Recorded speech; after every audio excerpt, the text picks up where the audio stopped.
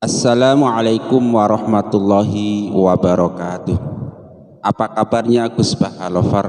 Apa kabarnya Muhibbin Gus Baha? Semoga sehat selalu, mendapat keberkahan dari Allah Subhanahu wa Ta'ala, dan juga lewat sanad pengajian Gus Baha. Allahumma amin.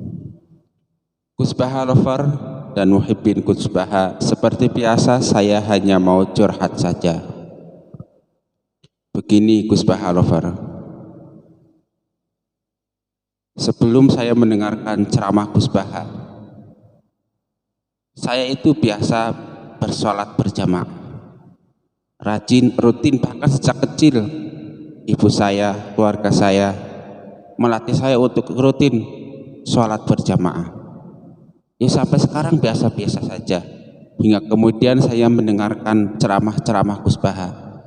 Dan tiba-tiba seperti ada sesuatu yang harus saya perbaiki dalam diri saya, dalam pemikiran saya. Kenapa demikian Gus Baha Lover?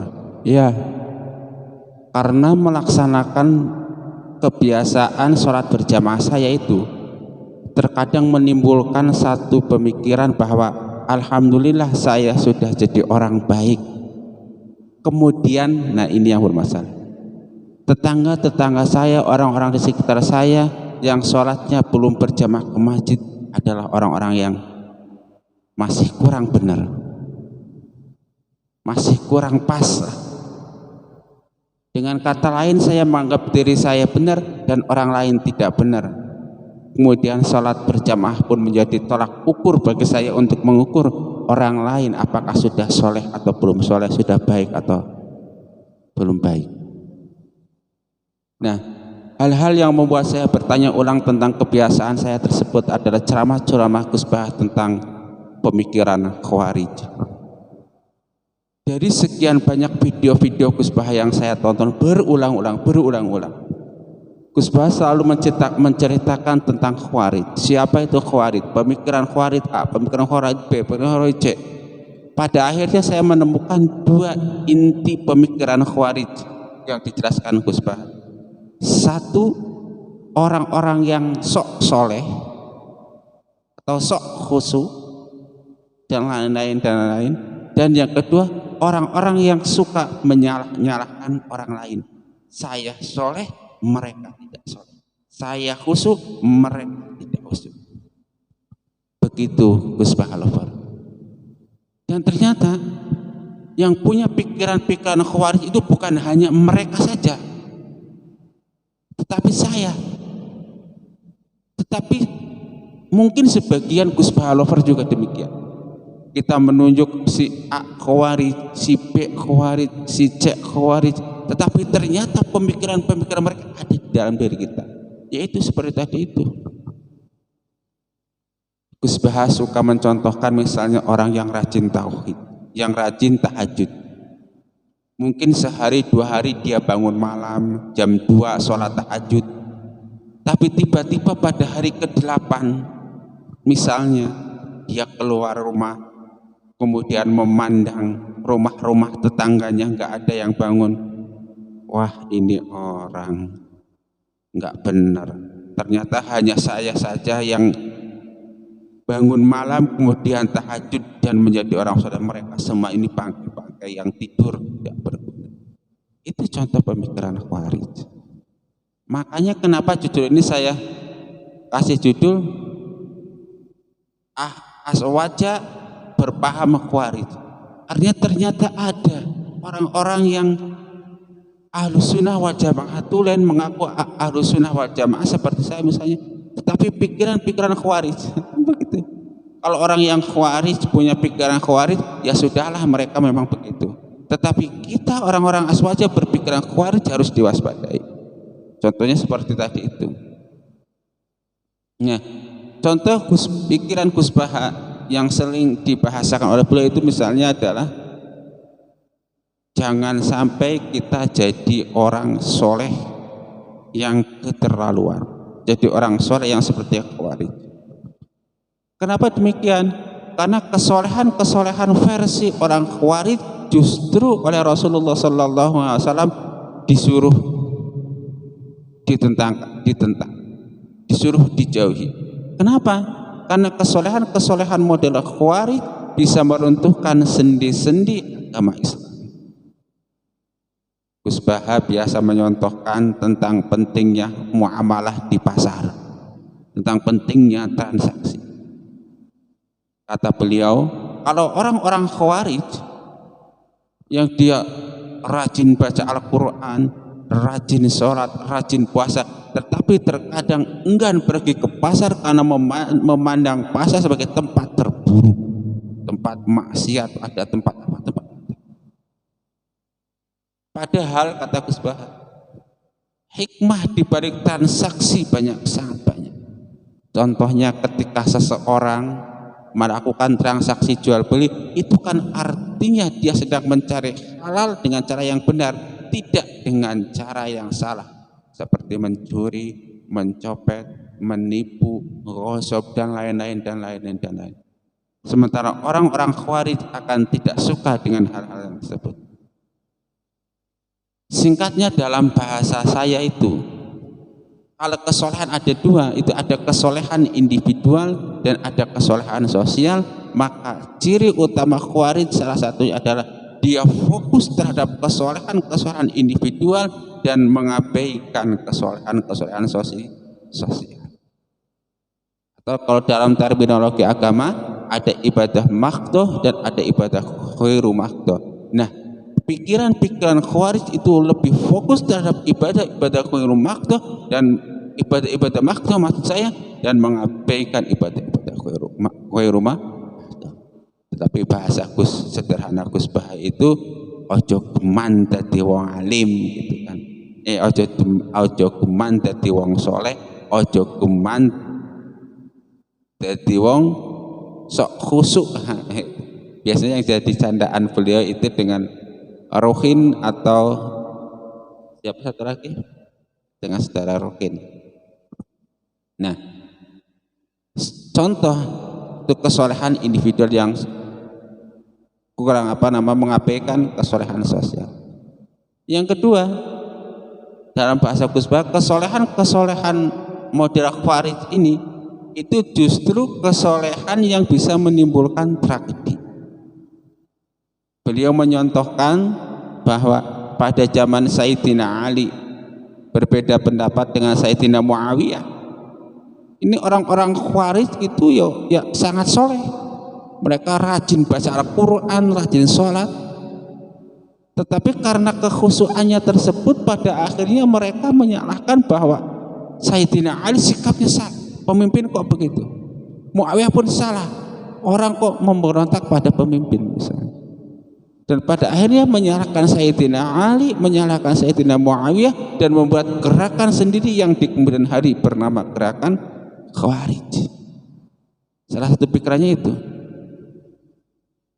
soleh yang keterlaluan. Selanjutnya kesolehan tanpa perhitungan yang matang.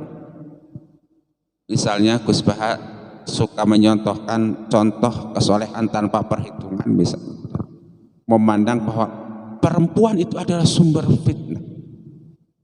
Terjadinya zina mata, zina farji dan lain-lain itu sebab perempuan. Oleh karena itu perempuan adalah sumber fitnah. Nah, kalau pemikiran seperti itu terus ada di kepala mereka, pada akhirnya orang-orang ini akan meninggalkan perempuan-perempuan, dan para perempuan kemudian hanya bergaul dengan orang-orang yang zalim. Iya kan? Iya. Pada akhirnya apa? Dari rahim perempuan tersebut akan lahir orang-orang yang zalim, dan makin banyak. Sementara orang soleh makin sedikit. Karena mereka hanya khusus melakukan ibadah maghdoh dan meninggalkan ibadah khairu maghdoh yang berupa berkeluarga. Sudah ya tadi bahwa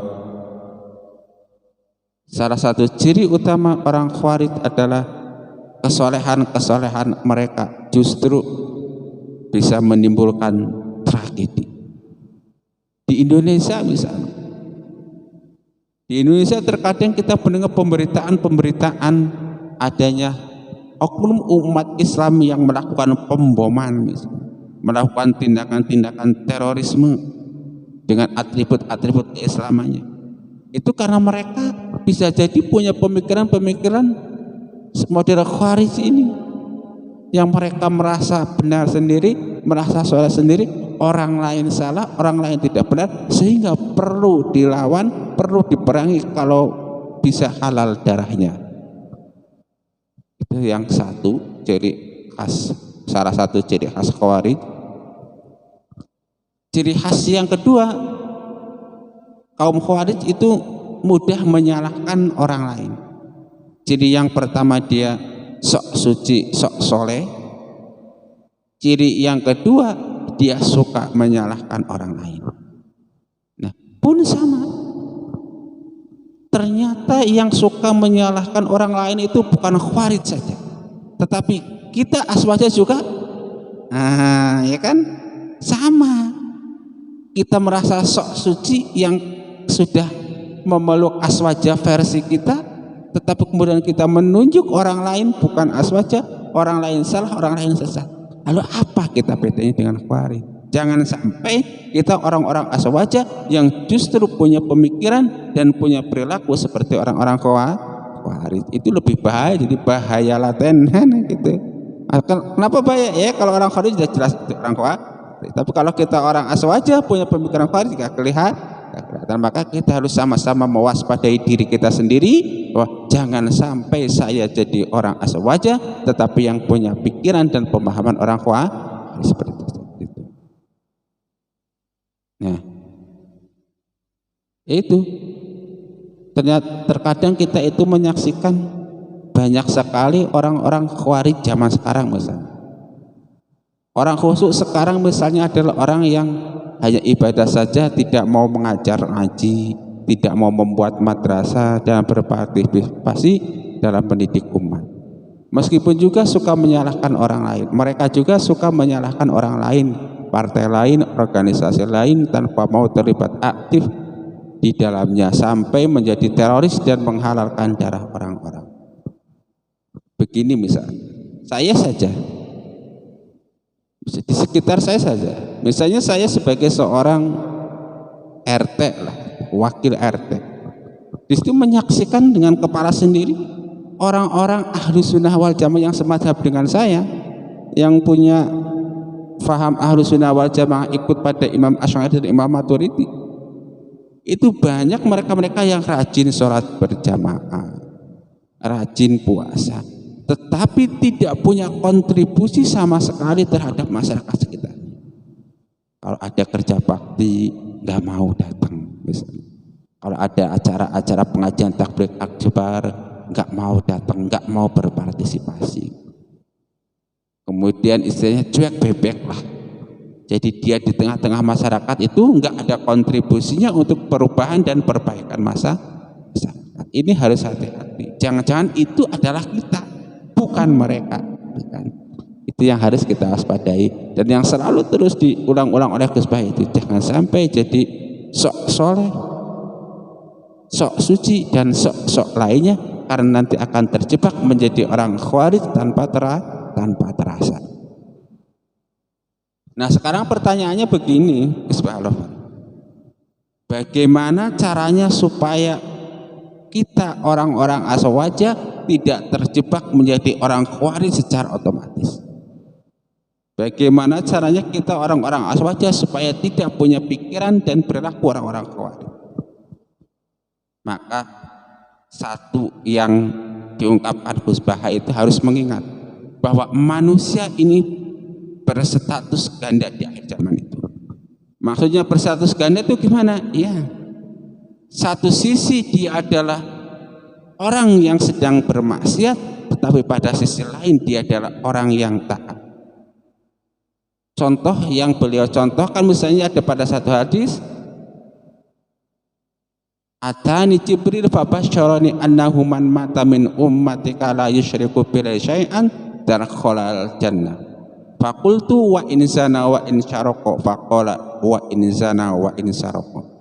Artinya, malaikat Jibril datang kepadaku dan memberi kabar gembira bahwa sesungguhnya umatku yang meninggal dunia tanpa menyekutukan Allah dengan sesuatu maka masuk surga.